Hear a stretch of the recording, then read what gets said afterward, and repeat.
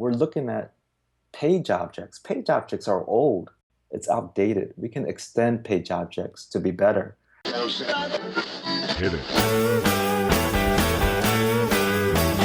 Welcome to the Test Talks podcast, the place to go to geek out on software testing. And now your host, whose mission is to help you succeed with test automation, Joe Colantonio.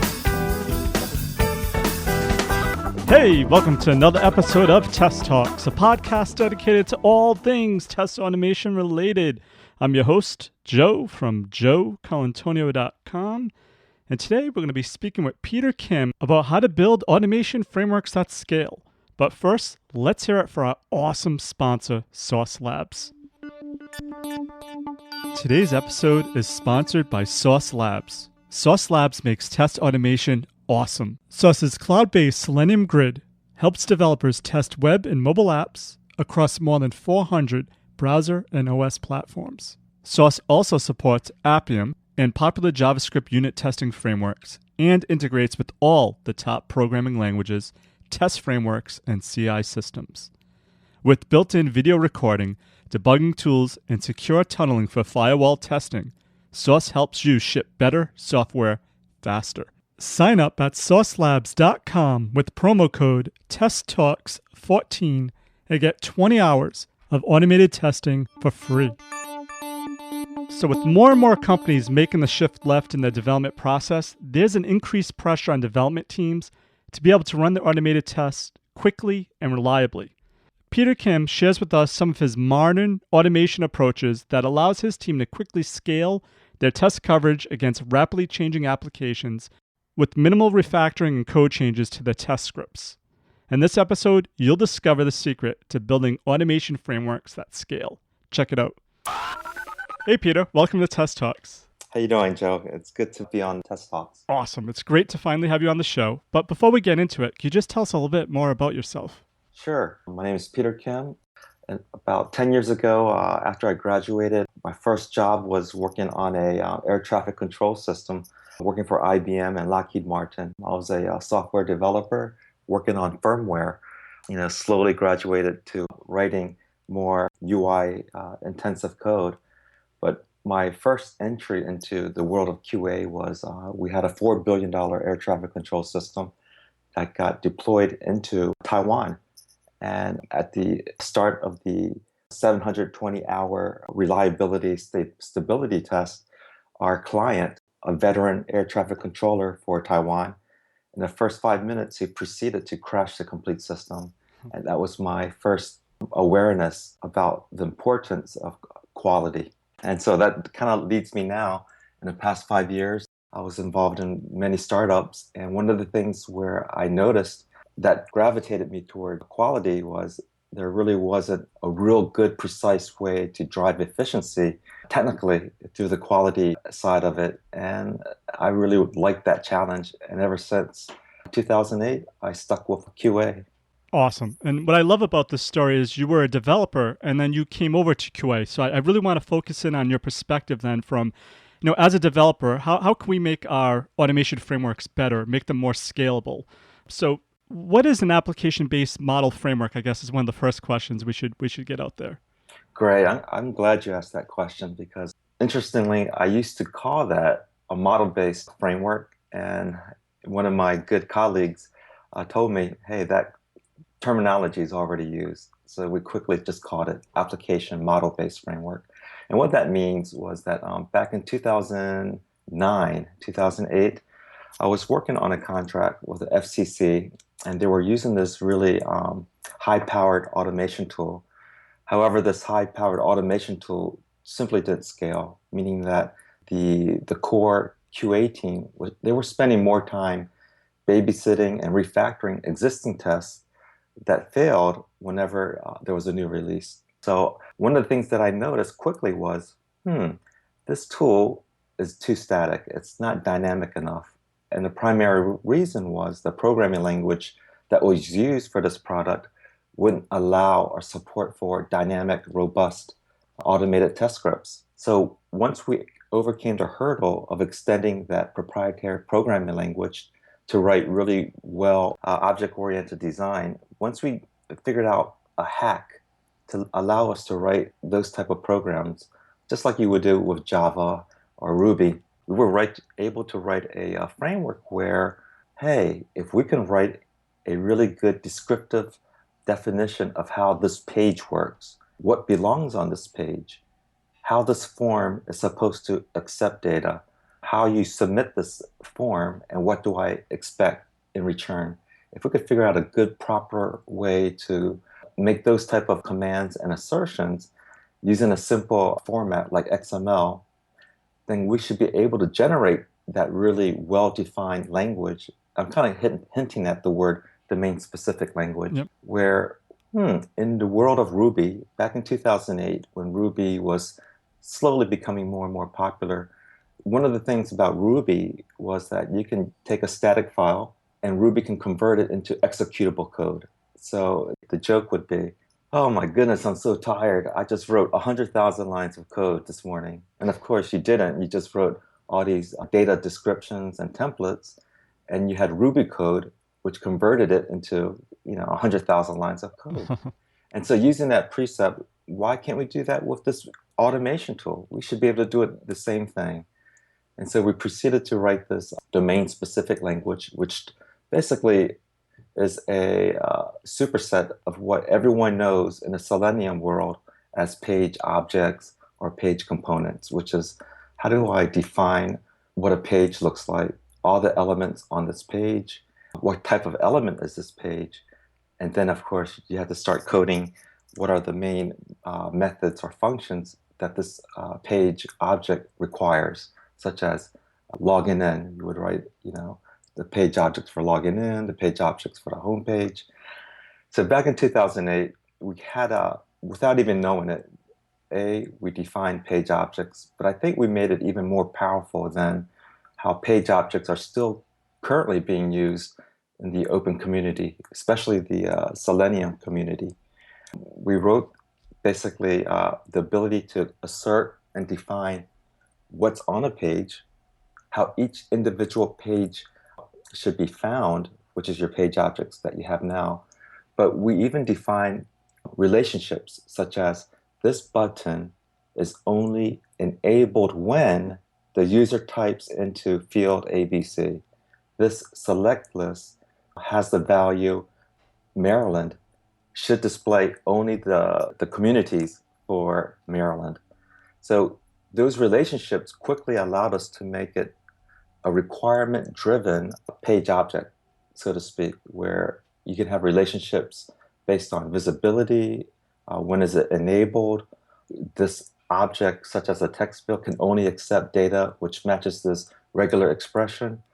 And you can do this through a tabular format, whether it's Excel or XML files. And so quickly you can see whenever the requirements change, you're changing a static file pretty much. And the code generator, this magic code generator, which takes that static file and proceeds to actually generate real code at runtime, that's what we call application model-based framework.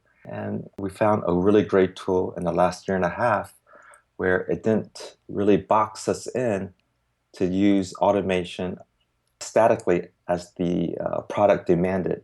We found a really nice tool which had a really robust object identification widget that we wanted to hijack into our own application model-based framework. And it's proven to be really, really scalable. Awesome. So this is the framework you currently use. You still use the guts of the framework that you created, but you almost added a wrapper on top of it. Is that how it works? Yes, Joe. Perfectly. You got it. Yes. So Awesome. we in the last 5 years, we wrote this really cool, we call it AMBAF, application model-based framework. Originally, it was written in, don't laugh at me, VB script. And it was a huge challenge. Then we rewrote it in Ruby. And most of the projects and 7 startups I was involved with, we used the Ruby version. Now we're using Telerik Test Studio. We really like their user interface. It's pretty easy for our QA engineers to do object identification. And so in the XML files, which is part of the application model framework that we use, we basically use the test runner and the element repository that Test Studio provides and plug it into our framework. And we can automate in a manner where I think it's really fast and scalable, meaning that as soon as our business analysts say that, you know what, this checkbox, when it's enabled, we want this other 25 magical things to happen. Well, we're not changing any code at all. We're not physically opening up a page object file and all suddenly refactoring the locators, such as XPath or CSS selectors, putting in a statement that says if the value of this checkbox is enabled, make sure that these other 5 things are asserted. Again, not to repeat myself, it's going to be changed in an XML file. And again, we run it because the core engine, it's going to just spit out executable code. And that's worked really well with us. Awesome. So it almost sounds like you're including your business logic within your business rules, so that when you make changes, the business rules they know that, like if you were creating, say, an insurance application, if you went to Rhode Island, that maybe you have a certain tax where Mass is different, rather than have hard coded in your script. If Mass do this, if Rhode Island do that. Yes, you're right, Joe. That's one of the major areas we wanted to specifically address, because I'm kind of generalizing, but I would say 10 years ago, applications, the way they were developed, they were done pretty slow, where it gave enough time for QA teams to breathe, to catch up. But in the last 4 or 5 years, the projects, everyone moving to Agile, it's hard for automation teams to keep up. That's what I've been seeing. And I think without adopting a application model-based approach, either you're going to have highly talented quality automation engineers that must know both development and the business logic, right? Or you're going to have to use something like an application model-based approach, where you can take less technical QAs and they can keep up with the automation in parallel with the changes in the user stories and features. Awesome. So yeah, I'm going to flip that around and get your opinion on this thought that I just had. So you designed this framework in a way that I think, so not necessarily a developer, but more of a tester could go ahead and create automated tests, but also you built in some best practices that are occurring when you're generating the code and things like that. So I guess my question is, what would you think that if, rather than having testers do anything with the framework, that we make developers responsible for testing, in the sense that developers would be the ones that created the framework, and then testers would at a high level review the developer's test to make sure that they're doing checks and they're doing the right kind of checks and they have the right kind of scenarios. And then testers can focus on what they do best, is finding bugs and not coding. Just because in my experience, whenever I've had a tester that created an automation framework, it's terrible.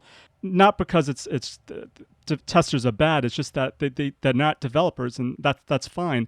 So why wouldn't we have developers creating our framework? So I know it's a long-winded question, but just wanted to get your thoughts on what you think about that approach. And also, like you said, as we get more agile, more teams shift left. In my experience, most sprint teams have more developers than testers. So at the end of a sprint, it's almost like MIDI waterfalls now. We have like 1 or 2 testers running for their lives trying to create everything within like one day.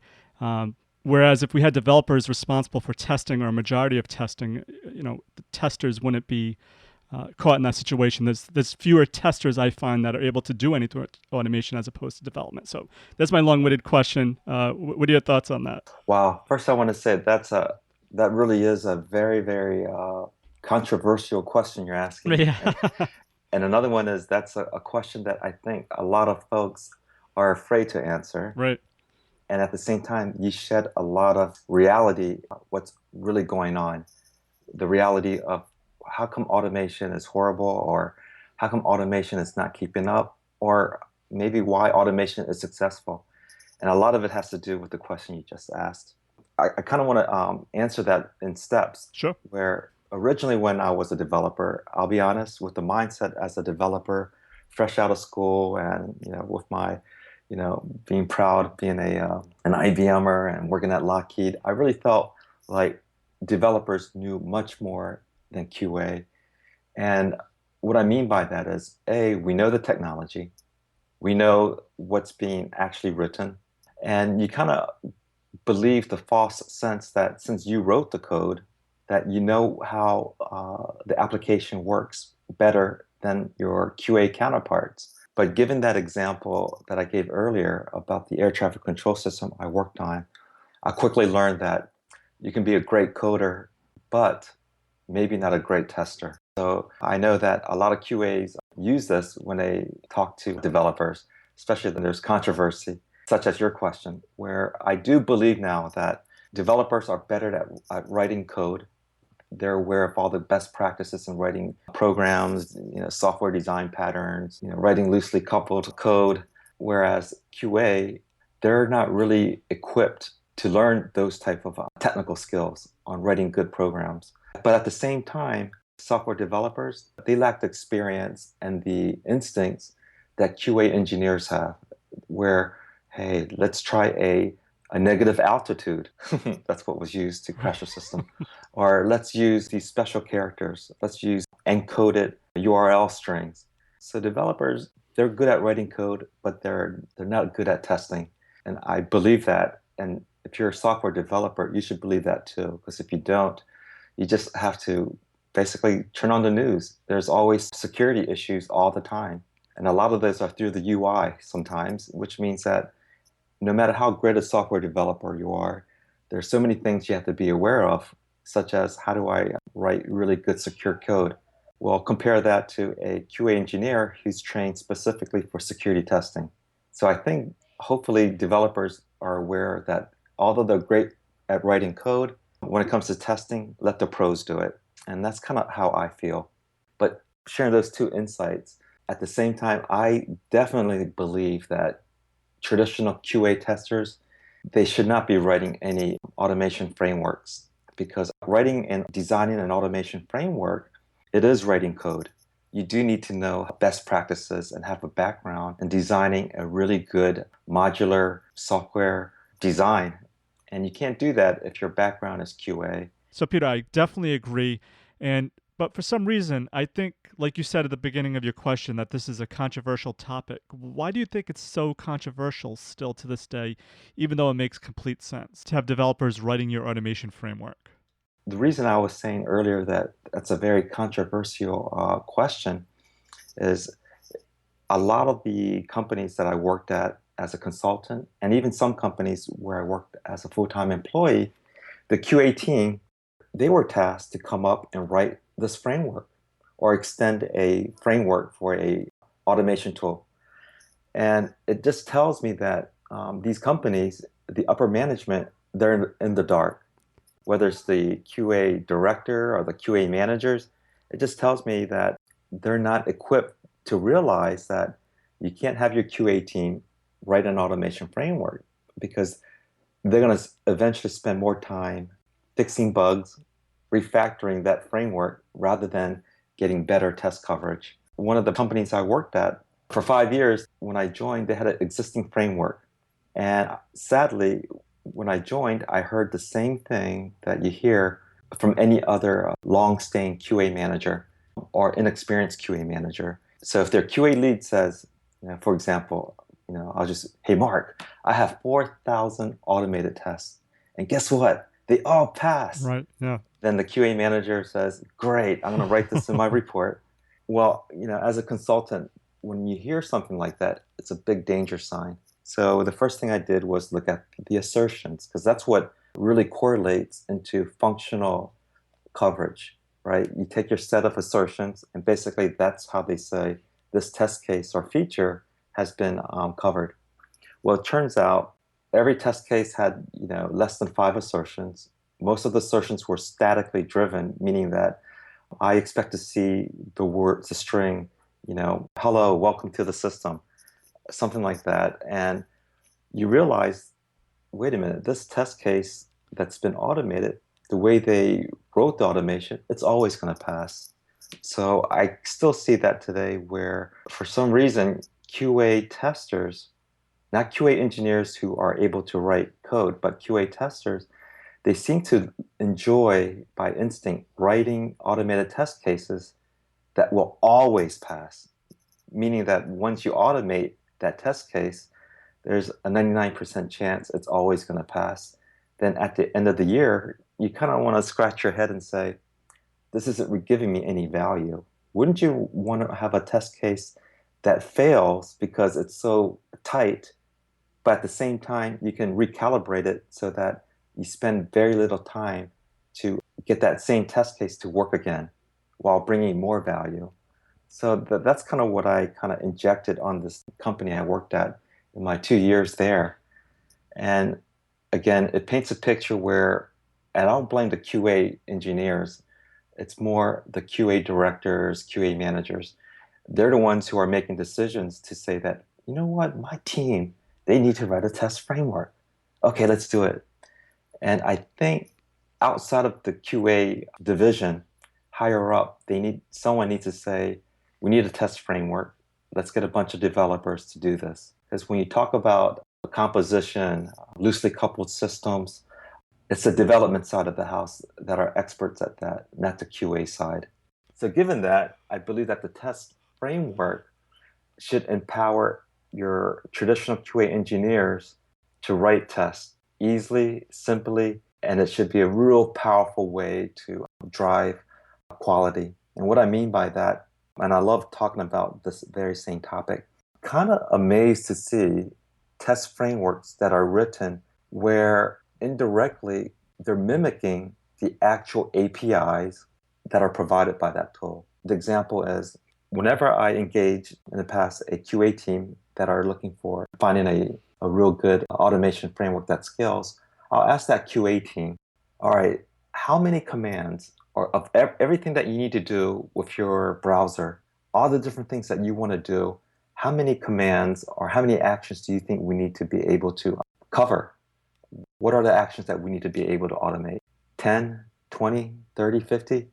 And typically you'll get an answer like, I don't know, maybe 25 or 50. There's probably 50 or more things we need to do on the browser to automate a complete end-to-end function. And I was like, I see. And it's because all these tools, commercial tools out there, they kind of give you the feeling that there's so many complications in the browser, right? That's why you need us to automate for you. But again, it goes back to application-based modeling. There's probably 10 or less actions you really need to automate for any web application. The reason I say that, most automation approaches are, A, they're aware of what application you're automating. So let's take CarMax. CarMax is very, very complex. The way you do searching, the filtering, whenever you pick select a filter, magically your page changes. It looks really complex, but I switch it around. I say, well, let's imagine we're automating the browser. Forget about CarMax.com. Just think about your browser. What are all the things you can do with a browser? Then magically it gets chomped down to 10 or less commands, which is basically you change the URL, you click on a link, you can hover over an object, you can fill out a form, submit a form, then say, what are the things that I expect to see on this page? So quickly you can see there's probably 10 or less actual actions that you can perform on your browser. So then you flip it back to the application like CarMax and say, so why do you think we need 25 or 50 different ways to support an action? And they start scratching their head like, you know what, you're right. Because at the end of the day, you're really basically driving your application, but your engine or your steering wheel is a browser. So then if you can start creating really simple objects, and I'm not talking about page objects, but abstracting, like I have a form defined by ABC, where ABC is going to be the application model I was talking about earlier. Well, now you start thinking about really, really high level things like give me the form called login. And this is what the QA testers would use. Give me the form called login, fill out this form based on the data in my Excel file located here, validate whether or not the form should be accepted. The data should be accepted by the form. And you can do all your assertions, submit it. Now, do I see everything on the page that I expect to see? And so every test script that we write, that I'm involved with, they're pretty much 10-liners or less, because it's always navigate from here to there using route requirement ABC, because we have this little notion about routes where you can quickly define how to get from point A to point B, and you can define all the different routes. So we would say navigate A to B using route requirement 123. That's where the form is located. Fill out get form, search for Porsche, grab the data in this Excel file. So those 5, 6 things, submit it. Do I see my 911 Turbo S pass? There you go. And I'm kind of simplifying it, but pretty much that is our test cases, less than 10 lines. But the interesting thing is we'll have literally 50 to 100 assertions. The cool thing about it is you don't have to statically write assert, do I see this element A? Assert, does the value of element B equals hello world? Assert, if this is there, then this is there. You don't have to do that because in the application model approach, the way you define your pages and your forms, the relationships, such as the OK button is only enabled when the user types in the username field. That one definition in your model file gets indirectly converted into an assertion by the code generator. So your conditions, which define how the behaviors should work in your UI, those get transferred into actual assertions in the code generator. Now, it sounds like the way you created your framework, it makes it more maintainable. But how do you handle the reliability aspect? In my experience writing test automation, one of the biggest challenges is having the test that are flaky, where they don't have the right synchronizations in place, and they cause it so they give false failures because they're not waiting correctly for an element to be visible before it appears. So how do you handle that within your automation model? Yeah, that's a good question, and I'm going to answer it by over 10 years of experience and best practices. So what I want to say by that, all the best practices on how you identify objects, making sure that, for example, event-driven testing, you're opening up another can of worms here with me, Joe. So one of the projects I'm working on now, we're doing UI development using React and Flexible. And it's interesting. For those who don't know about Facebook's React components, the way you render your web pages, basically it's able to decipher which chunk, which area in your web page changed. Then it proceeds to render only those areas that changed and not the whole page. And that's why Facebook and other web pages or mobile applications that use React, they're able to render the page so quickly and give a really cool positive response, which eventually means your end user will love that experience because they don't have to wait 10, 15, 20 seconds for their page to load. And the reason I'm kind of sharing this story, it's the same in the world of QA automation engineering. You asked the question about flakiness. I believe that flakiness manifests itself at the QA test script level. For our approach, the designs on how to locate an object, and even things as when this object changes. So for example, let's say that the value of a widget changes from 10 to 50. And based on that 10 to 50, there's 17 other objects on that same page that have to dynamically change. And so what I'm trying to explain here is that the websites that we're now challenged, our QA is now challenged to automate, they're not the same static run-of-the-mill web applications that you saw 5 years ago or 10 years ago. There's a new challenge now, because now if you write an automated test script that says, if widget A is equal to 5, check for these 5 different things. When it turns out, if that 5 turns to a 10, how are you going to test all those dynamic relationships? And I have yet to see a clean way where anyone's able to automate that, because the traditional way is, if this is value X, assert 1, 2, 3, 4, 5. Well, how do you do it real time, where magically this object changes? Now you know you need to assert all these 25 different things. And who knows, maybe the challenge is, if 3 different things change, now you got to validate 50 things. That's the new challenge I believe that we'll see in the world of QA, as the technology for rendering more robust, more complex, yet simple UI as that is manifesting across technologies like React, well, that's going to put QA engineers in a bind because their old way of doing automated testing is not going to work. And the reason I share with this is that, again, it goes back to your controversial question about should only developers write frameworks? And again, I agree with that. I think it's true. Well, I'll kind of explain what our framework does. I'm going to use lingo that developers are aware of. So if I was to ask a QA lead or a QA architect who's not a developer and say, well, I have a problem here. When these 5 different objects changes, my assertions change. Instead of validating these 10 things, now I got to validate 25 different things.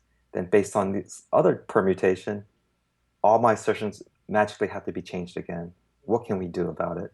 Because there's no way we can do this statically. They will have to think about it for a long time before they can solve it.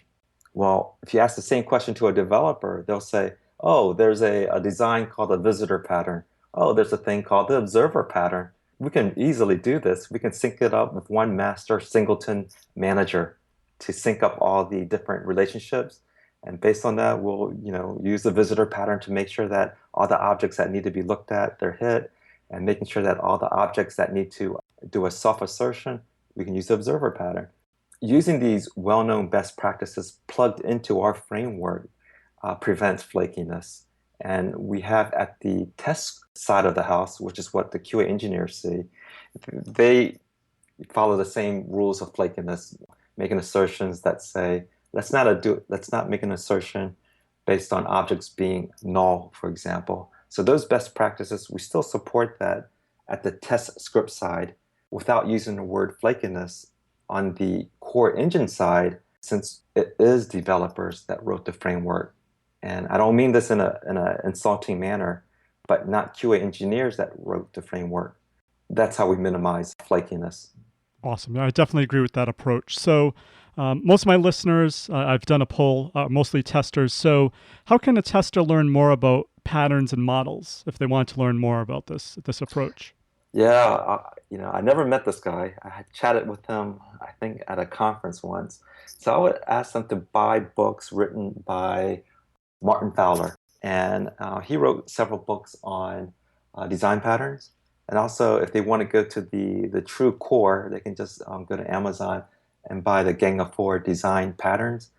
And, I'm glad you asked that question because at the end of my webinars or QA conferences, I always share this with the QA automation guys or gals. I say, do you know what the singleton is? Do you know what composite is? And you maybe in a room of 70 people, 1 or 2 hands go up. And it's sad because that's what's going to empower them to write really incredible, scalable, automated tests. And a quick example is now it's very common for QA engineers to understand page objects. But if you ask them, why do page objects work? Why do they help us scale? And they don't realize that page objects are pretty much composite, taking one object, grouping them together with the ability to group together another page object. So you can have a page within a page. And so if one of the pages are basically a composition of 4 different pages rendered as one page, well, page objects, if they're used to the full extent, allows you to say, my page is composed of 3 other pages, where this other page is actually called footer, and that page is comprised of 4 forms. By the way, one of these forms is comprised of 3 subforms. So if you think of it that way and explain it to a QA engineer, that's what page objects empower you to do. They're like, oh my goodness, instead of statically defining one flat page using page objects, now I can define a page by using a design where I define other pages and just build on top of each other. Then they can actually use page objects to probably the original intention, which is basically use composition. And so you don't realize that unless you really know what the composition or composite design patterns provide to you. And I think once QA engineers realize I can leverage those 2 design patterns when I use page objects, it really, really exponentially lifts their ability to manage their pages. Are there any tools that you recommend to test teams to help them with their test automation efforts? Another interesting, talking point, which is now you do see these great tools where they're able to actually work in agile environments. And so one of the things that I see, the challenges now that I see for QA directors and managers is the decision. Do I have a custom homegrown automation framework? And of course, the answer is going to be they're going to primarily use Selenium WebDriver. Or do I take a existing paid for product, which has now been proven to work in an agile environment? That to me, I think it's going to be the next hard decision making for QA directors and managers, where you see a tool that's able to provide you the services that you need from your automation framework, but instead of having 3, 4, or 5 dedicated QA engineer resources to build this framework, well, now you can buy this tool, download a pluggable application model-based framework DLL, hint, hint, and get the same power. We're kind of trained as QA engineers that you want to use Selenium, an open source tool, build your own framework, create this workflow where we're always updating these page objects.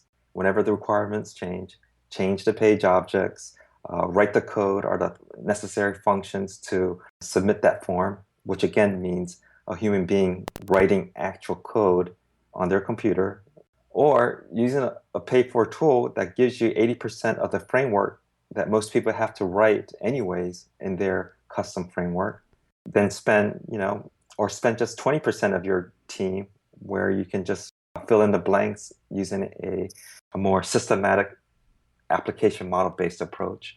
I kind of see that as being a challenge to QA directors and managers now, because in the last 5 years, everyone wants to write their own Selenium-based automation framework. And I think there's nothing wrong with that. But for companies that are looking at the dollar signs, you can pretty much get that in a matter of 1 or 2 months these days. And it's kind of interesting for me. When I go to different QA conferences, you always see 1 or 2 lectures or speakers talk about Selenium Test Frameworks 101, which is good. I think there's nothing wrong with that, but it just shows me that QA managers, they're not looking at what's available out there. The automation tool set, which was available 10 years ago, 7 years ago, and now you look at what's available, it's changed dramatically. So for companies who are forced to use their own custom automation framework because they're very agile and they're fed up with the tools that have been offered for the last 10 years, well, now they do have a small handful of tools that works in an agile environment really, really well. And for me, I think it's fantastic.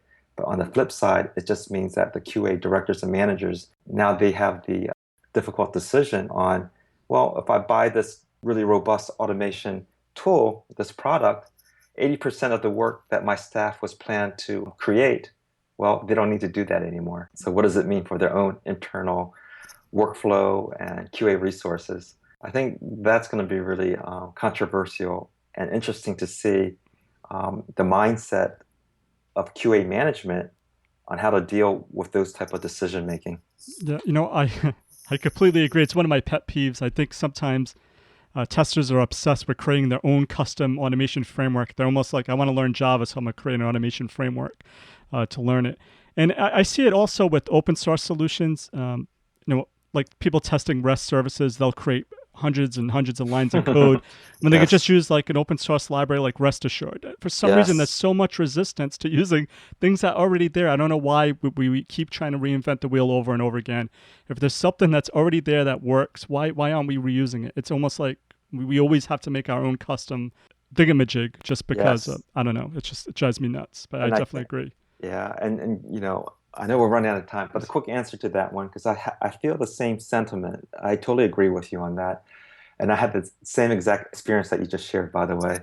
And I think the answer is, from my personal experience as a consultant, QA managers, they're making poor decisions. They're letting their QA engineers, who have really good intentions, right? The QA engineers or the QA architect, they're going to the QA manager and saying, let me show you how quickly and easily I can do this. And the QA manager sees it and they're saying, yeah, let's do that. QA managers, not only do they need to manage their QA resources, they also need to be they need to challenge themselves technically as well, because they need to know, just like really good development managers were folks who were once developers themselves or actually still contribute to developing. And I kind of think that it's the same for QA managers and QA directors. If they're not really in tune with what is out there and the reality of that tool, then they're going to make some poor decisions, like the one you and I were just discussing, where they're basically reinventing the wheel. They're spending 8 months up to a year or even longer to build this framework, where if they bought this tool, the cost of buying that tool and renewing that license versus all the automated coverage they would have gained in the first 2 or 3 months. Yeah, absolutely. And I could see a bunch of getting emails with people going, no, everything needs to be open source. How dare you say we pay for something? But I completely agree. I mean, anyway, so before we go, is there one piece of actionable advice you can give someone to improve their automation efforts? And let us know the best way to find or contact you. I would say, again, go to my most recent webinar, which is on YouTube. Just search for Telerik space scale, SCALE. And in that quick 1 hour webinar, I proceed to use a tool, a commercial tool, to quickly, I do 3 demonstrations using that tool. And the reason I do those 3 demos is basically to show and share to QA managers, specifically to say, see how easy it is to automate this complex workflow without having to invest 3, 4, or 12 months in building my own custom framework. That's one of the things that I show in that webinar. Then the next thing I proceed to do is describe how a application model-based approach would work, whether it's open source using Selenium framework or a tool, a product tool such as Telerik's Test Studio. I demonstrate all that within an hour. And again, my contact information is at the end of that webinar. So I would definitely say, visit that and feel free to contact me, because again, I really enjoy talking about taking automation to its next level. Because I think, unlike the world of development, where you get these new technical advancements like Facebook's React and Flexible, well, in the world of QA, we don't have that same energy. We're looking at page objects. Page objects are old. I'm not saying that we don't need it, but the whole design of page objects is old. It's outdated. We can extend page objects to be better, but project after project, or company after company, you talk to the core QA team and say, what's the guts of your framework? How do we make this scale? And it's the same thing. We have to manually go in there, update or create page objects. We have to manually write support functions in those page objects. And then you realize, oh my goodness, it's the same thing. It's not the year 2007, yet they're still using the same approach for a problem that's quickly becoming more complex to solve. Thank you, Peter, for your test automation awesomeness. For links to everything of value that we talked about in this episode, head on over to www.testtalks.com/66. And while you're there, make sure to click on the More Info link under the exclusive sponsor section to learn all about Sauce Labs' awesome products and services. So before I go, I just want to let you guys know that I'm going to be on a webinar hosted by Zephyr about getting test automation right. I'm actually going to be a guest on a panel that includes John Sonmez and Dave Hefner. So I'm really excited about that. Zephyr has been great. They've been hosting different webinars, and these webinars are not geared towards selling their product. It's just webinars to help the community at large about all kinds of test automation and QA best practices. So I'll have a link to that within the show notes, so I would definitely sign up for that. It's going to be on Monday, August 31st. I also want to give a shout out to Siddharth Bhattacharya for his awesome comment that he contacted me through LinkedIn, and also for his feedback within iTunes. Siddharth gave me a really long list of suggestions, and actually I'm going to try to implement some of them. One of them is he actually suggested that I always ask the guest, what is the toughest automation problem they faced and how did they overcome it? So I think I'm going to try to work that in for some of my interview questions, and Thank you, Siddharth, for that suggestion. If you want to give me a suggestion to make Test Talks even better, head on over to iTunes, leave hopefully a 5-star review, leave your feedback, and it's greatly appreciated. So that's it for this episode of Test Talks. I'm Joe, and my mission is to help you succeed with automation awesomeness. As always, test everything and keep the good. Cheers. Thanks for listening to the Test Talks podcast. Head on over to www.testtalks.com for full show notes, amazing blog articles, and other automation awesomeness.